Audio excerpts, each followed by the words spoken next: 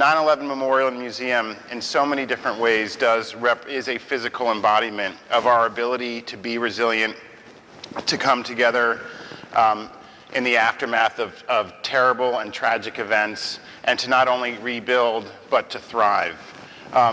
As Bob said, the memorial, of course, opened on the 10th anniversary, and just a couple updates on numbers.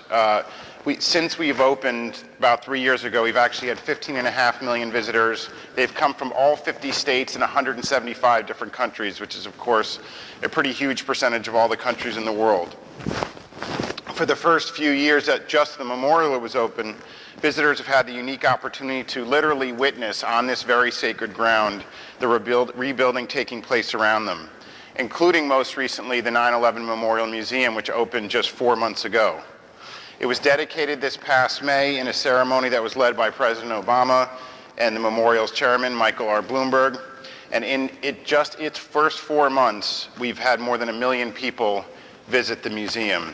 In fact, the first week we were open, we decided as a small tribute to the rescue and recovery workers who toiled on the pile down at Ground Zero for 9 months. As a tribute to them, we kept the museum open for 5 days, 24 hours a day. No general public, just first responders, survivors, and family members. We had 42,000 people come during that period. And for that community, just to have that chance to go down there without the public, you'd see firefighters who were getting off their shifts at 1 o'clock in the morning and be able to walk through the space before it was open to the world was very important for us, not only as the right thing to do, but it also was an acknowledgement that that particular community played such a big role for our country in leading our way ultimately to the rebirth of a site that saw so much pain.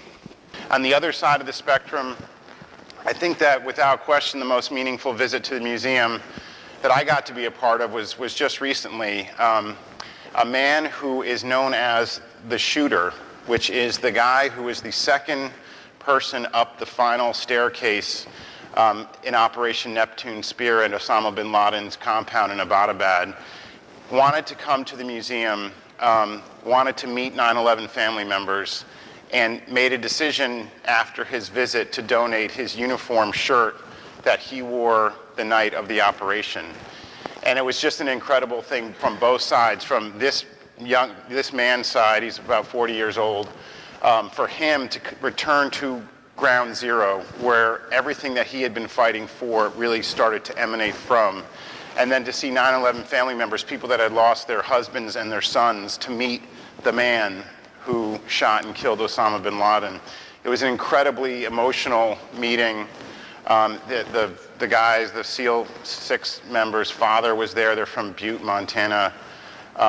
And you can imagine, I'm a father, but how the pride that you get to walk around with your son who shot and killed Osama bin Laden. It was an amazing, amazing experience. And it's those kinds of visits, and I think hopefully actually in the next month or so, this man is going to make himself publicly known. His shirt is now in the museum. It's a part of an exhibit that talks about Operation Neptune Spear, all the planning that went in behind it, but it's incredible. We remember people remember the Twin Towers. They remember, of course, the day of 9/11. They remember those towers coming down and that terrible pile with that awful smell that lasted for months.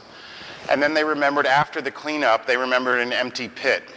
And so now to be able to come back to the site and see an 8-acre memorial that's filled with hundreds and hundreds of trees, these 2 waterfalls that are absolutely stunning both during the day and when they're lit at night, to now have the tallest building in the United States complete next to it and to see the other commercial reconstruction. That's the step in the transformation about resiliency that everyone who's associated with the project have worked so hard to attain. So part of the aspiration of the museum is to remind our leaders, not just the general public, but our leaders who come to this museum and bear the responsibility of protecting the country, how important it is to see firsthand the devastating effects that terrorism has on individual lives.